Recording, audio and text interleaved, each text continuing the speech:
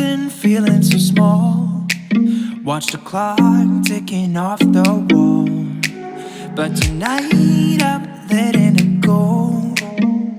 Spend my coin for sure. I'm gonna be myself, or I could be someone else. What's up, you guys? Today we are back and we're actually going to do a slightly different kind of video today. I'm so excited. I'm going to be showing you how to make a Roblox Royale High GFX edit situation. It's going to be the specific one you see here on this screen, but as you all know, I have been playing Roblox a lot lately and I've been loving it. Recently checked out Royale High and I have been making and sharing these edits over on my Instagram. So let's get into it. Alright, you guys, so here it is. This is the photo. Of course, the very first thing you're going to have to do is load up the game, take a screenshot. Yeah, everybody's favorite thing for edits. But just pick your location, pick your animation, or whatever. My character wasn't doing an animation. It just sat on the couch like you do in an apartment. And I took the picture and I cropped it to the square because it's going on Instagram. But I haven't done anything else to it. I have loaded it into Procreate because that is my app of choice. You can probably do this with most photo editors, I'm going to say. But yeah. So one of the first things I do to all of my edits is this layer right here. I'll turn that up. All I do for that is a color fill layer. So I create a new layer, make sure I don't have any references turned on, and just color drop in that shade of pink, which I have saved. And then I lower it to roughly 20%, 18 or 20%. It depends on the edit itself. But for some reason, that's always the first thing I go to. And after that, I love to add in my sparkles, which are these little guys right here. And for that, all you have to do, because I'm going to show you how to get those little sparkly sort of effects. So for these, I used the wrong brush apparently.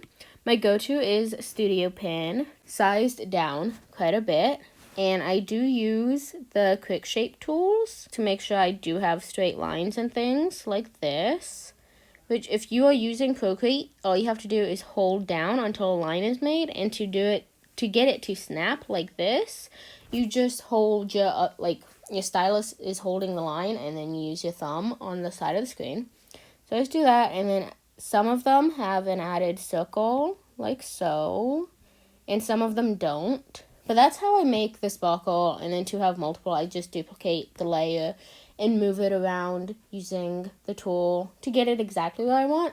But for the glow effect, I duplicate it, and the lower one will get the Gaussian, that word, blur, just to whatever amount of glow I want. And the top one, I change it to add and lower the opacity. So that's how I make my little sparkles, as you can see. And I'm just going to delete those because obviously I have the layers here. Now, for this specific edit, I wanted to add in this little lighting effect up there for some reason. I don't know why. But in order to make it, I just created a new layer, again using the Studio Pen in a larger size. I created the lines just as I did before, except I made this big one like so, color filled it, and then I actually switched over to my eraser to erase the other little lines in it, like that. And again, you can use the quick shape tool with the eraser and all as well.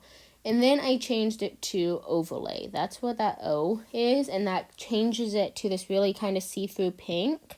And then again, you can play with opacity and whatnot. I'm pretty sure I left it at full opacity. Yes, I did. And as you can see, if you put multiple on, that happens and stuff.